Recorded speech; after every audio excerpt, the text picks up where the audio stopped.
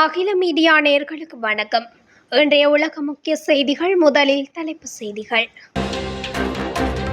உணவில் விஷ மாத்திரை கலந்து காசா மக்களை கொல்ல இஸ்ரேல் செய்த சதி அம்பலம். உக்ரைனின் முக்கிய பகுதியை முழுமையாக கைப்பற்றிய ரஷ்யா. நடுவானில் இருந்து திடீரென்று கீழே இறங்கிய விமானம். அமெரிக்காவில் உள்ள இஸ்கான் கோவில் மீது துப்பாக்கிச் சூடு, இந்தியா கண்டனம். செங்கடலில் கச்சா எண்ணெய் எடுக்கும் கப்பல் மூழ்கி விபத்து. கனடாவில் இடம்பெற்ற மோதல் சம்பவத்தில் 2 பேர் உயிரிழப்பு. ஐரோப்பாவில் முன்னெப்போதும் இல்லாத அளவுக்கு கடும் வெப்பம். இஸ்ரேலின் பென் குரியன் விமான நிலையத்தை தாக்கிய ஏமன் ஏவுகணை. ஏமன் காசா இணைந்து இஸ்ரேல் நோக்கி ஏவுகணை தாக்குதல். தென்கிழக்கு பகுதியில் 50க்கும் மேற்பட்ட மொசாட் தீவிரவாதிகளை ஈரான் பாதுகாப்பு படை கைது செய்தனர். அமெரிக்காவின் கலிபோர்னியாவில் பாரிய வெடி விபத்து. தொடர்வென விரிவான செய்திகள். காசா மீது தொடர்ந்து போர் நடத்தி வரும் இஸ்ரேல் பாலஸ்தீன மக்களை கொல்ல உணவில் ஆபத்தான மருந்துகளை கலந்துள்ளதாக தகவல்கள் வெளியாகி அதிர்ச்சியை ஏற்படுத்தியுள்ளது. காசாவில் போர் நடந்து வருவதால் அம்மக்கள் அன்றாட உணவுக்கே அல்லல்படும் நிலையில் ஐநா உள்ளிட்ட உலகளாவிய அமைப்புகள் உணவு, குடிநீர், மருத்துவ உதவிகளை காசாவுக்கு வழங்கி வந்தன. சமீபத்தில் அதையும் இஸ்ரேல் தடுத்து நிறுத்திய நிலையில் மக்கள் உணவின்றி பட்டினியால் மரணிக்கும் நிலை ஏற்பட்டுள்ளது. இந்நிலையில் சமீபத்தில் அமெரிக்கா அனுப்பிய நிவாரண உதவிகளை காசாவுக்குள் இஸ்ரேல் அனுமதித்தது. அவ்வாறாக வழங்கப்பட்ட சத்து மாவு உள்ளிட்ட பொருட்களில் சில மாத்திரைகள் கண்டெடுக்கப்பட்டன. அதை ஆய்வு செய்ததில் அவை உடலில் பல பக்க விளைவுகளை ஏற்படுத்தக்கூடிய ஆபத்தான மருந்துகள் என கூறப்பட்டது. நேரடியாக மக்களை நினைப்பதாக பலரும் குற்றம் சாட்டினர்.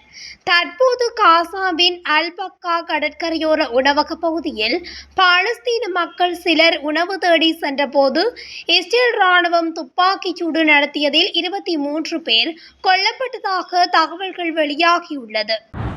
ரஷ்யா உக்ரைனின் லூகான்ஸ்க் பிராந்தியத்தை முழுமையாக கைப்பற்றியுள்ளதாக அறிவித்துள்ளது.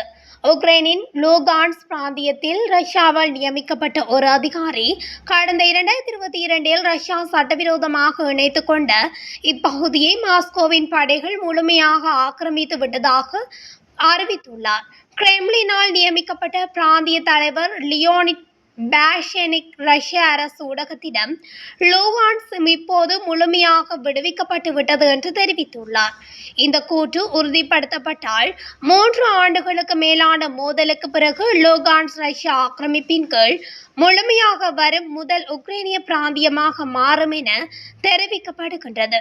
ரஷ்ய பாதுகாப்பு அமைச்சகமோ அல்லது உக்ரைனோ பாசெக்னிக்கின் இந்த கூட்டை உறுதிப்படுத்துவதாக அறிவிக்கவில்லை என கூறப்படுகின்றது.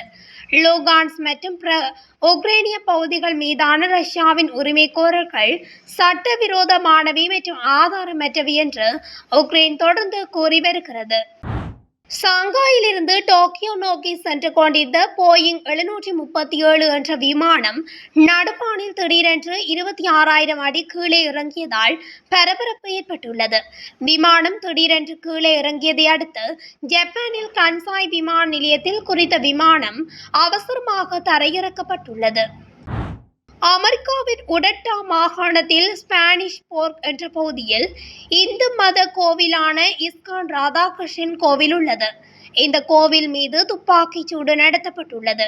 இது பெரும் பரபரப்பை ஏற்படுத்தியுள்ளது. 20 முதல் 30 துப்பாக்கி குண்டுகள் வரை கோவிலின் கட்டிடம் மற்றும் அதனை சுற்றியுள்ள கட்டிடங்கள் மீது பாய்ந்துள்ளன. இது தொடர்பான புகைப்படங்கள் வெளியாகி அதிர்ச்சி ஏற்படுத்தியுள்ளது. இரவு நேரத்தில் பக்தர்கள் கோவிலுக்கு இருந்தபோது இந்த தாக்குதல் நடத்தப்பட்டுள்ளது. இந்த சம்பவத்துக்கு சான் பிரான்சிஸ்கோ நகரில் உள்ள இந்திய தூதரகம் கடும் கண்டனம் தெரிவித்துள்ளது. செங்கடலின் எகிப்தின் ரஸ் கர்பெல் நகர் அருகே சூயஸ் கால்வாய் பகுதியில் கச்சா எண்ணெய் கப்பல் கடலின் அடிமட்டத்தை துளையிட்டு கச்சா எண்ணெய் எடுக்கும் பணியில் ஈடுபட்டு கொண்டிருந்தது. கப்பலில் 30 ஊழியர்கள் பணியாற்றினர். அந்த கப்பலில் நேற்று திடீரென தீ விபத்து ஏற்பட்டதில் கப்பல் கடலில் மூழ்கியது. இந்த சம்பவத்தில் கப்பலில் பணியாற்றிய 4 பேர் உயிரிழந்தனர். மேலும் 22 பேர் சிறு காயங்களுடன் மீட்கப்பட்டனர். எஞ்சிய 4 பேர் கடலில் மூழ்கி மாயமான நிலையில் அவர்களை தேடும் பணி துரிதமாக நடைபெற்று வருகிறது. இதனால் செங்கடல் முழுவதும் பதற்ற நிலையாகியுள்ளது. கனடாவின் பிரிட்டிஷ் கொலம்பியா மாகாணத்தின் அபட்ஸ்போர்ட் பகுதியில் உள்ள ஒரு வீட்டில் ஏற்பட்ட மோதல் சம்பவத்தில் 2 பேர் உயிரிழந்துள்ளனர். அபட்ஸ்போர்ட் காவல்துறை வெளியிட்டுள்ள அறிக்கையில் மெக்கே வீதியின் 36,000 வட்டத்தில் உள்ள வீட்டில் வன்முறை இடம்பெறுவதாக போலீசாருக்கு தகவல் வழங்கப்பட்டுள்ளது. அங்கு சென்ற போலீசார் வீட்டுக்குள் நுழைந்த போது 2 பெரியவர்கள் உயிரிழந்த நிலையில் காணப்பட்டனர். இந்த சம்பவம் தனித்துவமானது என்றும் ஒரே வீட்டு வளாகத்துக்குள் மட்டுப்படுத்தப்பட்ட ஒரு தனிப்பட்ட சம்பவம் என தற்போது சந்தேகிக்கப்படுவதாகவும் அதிகாரிகள் கூறியுள்ளனர். இது பொதுமக்களின் பாதுகாப்பிற்கு எந்தவிதமான ஆபத்தையும் ஏற்படுத்தவில்லை என போலீசார் உறுதி செய்துள்ளனர். இந்த சம்பவம் தொடர்பில் விசாரணைகள் முன்னெடுக்கப்பட்டு வருவதாக போலீசார் குறிப்பிட்டுள்ளனர். தெற்கு ஐரோப்பிய நாடுகள் முன்னெப்போதும் இல்லாத அளவுக்கு வெப்பநிலை பதிவாகியுள்ளது. கடந்த சனிக்கிழமை ஸ்பெயினின் எல் கிரானட் நகரத்தில் ஜூன் மாதத்தில் இதுவரை இல்லாத அதிக வெப்பநிலையாக 46 செல்சியஸ் பதிவானது. கடும் வெப்பத்தை எதிர்கொள்ளும் சில நாடுகள் 40 செல்சியஸுக்கும் அதிகமான வெப்பத்தை எதிர்கொண்டு வருகின்றன. போர்ச்சுகல், குரேஷியா மற்றும் இத்தாலியின் சில பகுதிகளில் அதிக வெப்பம் காரணமாக சிவப்பு எச்சரிக்கை விடுக்கப்பட்டுள்ளது. சமீபத்திய தகவலின்படி இத்தாலியில் வெப்ப அலை காரணமாக 2 உயிரிழந்துள்ளனர். ஸ்டேலின் பென்குரியன் விமான நிலையத்தை ஏமன் படைகள் மீண்டும் ஒருமுறை குறிவைத்து ஹைபர்சோனிக் ஏவுகணை மூலம் தாக்கியுள்ளன. இஸ்ரேலுக்கு எதிராக பல பழிவாங்கும் நடவடிக்கைகளை மேற்கொண்டுள்ளதாகவும் ஆக்கிரமிக்கப்பட்ட பாலஸ்தீன பிரதேசங்களுக்குள் உள்ள முக்கியமான இலக்குகளை தாக்கியதாகவும் ஏமன் இராணுவம் கூறுகின்றது. ஏமன் படைகளின் ஏவுகணை படை விமான நிலையத்தை தாக்க பாலஸ்தீனம் 2 ஹைபர்சோனிக் பாலிஸ்டிக் ஏவுகணையை பயன்படுத்தியதாக ஏமன் படைகள் செவ்வாய்க்கிழமை இரவு வெளியிட்ட அறிக்கையில் தெரிவித்தன. இந்த நடவடிக்கை வெற்றிகரமாக அதன் இலக்கை அடைந்தது. இதனால் ஏராளமான இஸ்ரேலியர்கள் தங்குமிடங்களுக்கு தப்பிச் சென்று விமான நிலைய நடவடிக்கைகளை நிறுத்தினர். பிரஸ் டிவியின் கூற்றுப்படி ஏமனின் படைகளின் செய்தி தொடர்பாளர் brigadier general Yahya sorry, Yemen படைகளின் யுஏவி படை ஆக்கிரமிக்கப்பட்ட பாலஸ்தீனத்தில் உள்ள யாஃபா, அஸ்கெலோன் மற்றும் ஈலாட் பகுதிகளில் இஸ்ரேலிய எதிரிக்கு சொந்தமான முக்கிய இலக்குகளையும் 3 ட்ரோன்களையும் பயன்படுத்தி தாக்கியதாக கூறினார். இஸ்ரேலுக்கு கடும் எச்சரிக்கை விடுத்ததாகவும் தெரிவிக்கப்படுகிறது. காசாவில் ஒடுக்கப்பட்ட பாலஸ்தீன மக்களுக்கு ஆதரவாக ஏமன் இராணுவம் தனது நடவடிக்கைகளை தொடரும் என்றும் அவர் கூறினார். ஏமன் மக்கள் பாலஸ்தீனியர்களுக்கான தங்கள் கடமைகளை கைவிட மாட்டார்கள். காசா மீதான இஸ்ரேலிய ஆக்கிரமிப்பு நிறுத்தப்பட்டு அந்த பிரதேசத்தின் மீதான முற்றுகை நீக்கப்படும் வரை இராணுவத்தின் நடவடிக்கைகள் தொடரும் என்றும் யாக்யா சாரி வலியுறுத்தினார். பாலஸ்தீன ஆக்கிரமிப்பு பிரதேசங்களில் உள்ள உள்ளூர் ஊடகங்கள் செவ்வாயன்று காசா பகுதி மற்றும் ஏமன் ஆகிய 2 பகுதிகளில் இருந்தும் புதிய ஏவுகணை தாக்குதல் ஒன்றை பதிவு செய்துள்ளன. ஏமன் அல் மசீராவின் கூற்றுப்படி செவ்வாயன்று ஏமனில் இருந்து ஆக்கிரமிக்கப்பட்ட பாலஸ்தீன பகுதிகளை நோக்கி ஏவுகணை ஏவப்பட்டதாக ஊடகங்கள் செய்தி வெளியிட்டுள்ளன. ஆக்கிரமிக்கப்பட்ட பிரதேசங்களில் ஏமன் இராணுவத்தின் ஏவுகணை தாக்குதலுக்கு பிறகு பல்வேறு பகுதிகளில் சைரன்கள் ஒலித்ததாகவும் ஊடகங்கள் தெரிவித்துள்ளன. ஏமன் இருந்து ஏவுகணை ஏவப்பட்டதை இஸ்ரேலிய இராணுவம் உறுதிப்படுத்தியுள்ளது. மேலும் அல் ஜசீராவின் கூற்றுப்படி செவ்வாயன்று பாலஸ்தீனியர்களால் ஏவுகணை ஏவப்பட்ட பின்னர் காசாவை சுற்றியுள்ள இஸ்ரேலிய குடியிருப்புகளில் சைரன்களும் கேட்கப்பட்டன.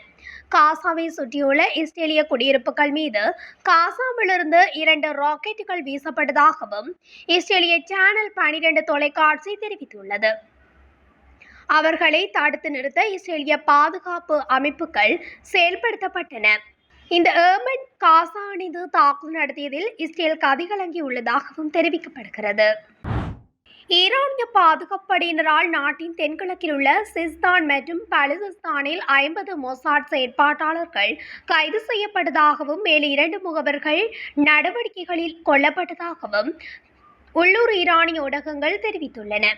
நாட்டின் தென்கிழக்கில் நிறுத்தப்பட்டுள்ள ஐஆர்ஜிசியின் தரைப்படையின் குட்ஸ் தளம் செவ்வாயன்று ஒரு அறிக்கையில் 2 பேர் கொல்லப்பட்டதாகவும், சிஸ்தான் மற்றும் பலுசிஸ்தான் மாகாணத்தில் சியோனிச ஆட்சியில் பணிபுரியும் 50க்கும் மேற்பட்ட பயங்கரவாதிகள் மற்றும் கூலிப்படையினர் கைது செய்யப்பட்டதாகவும் அறிவித்துள்ளது.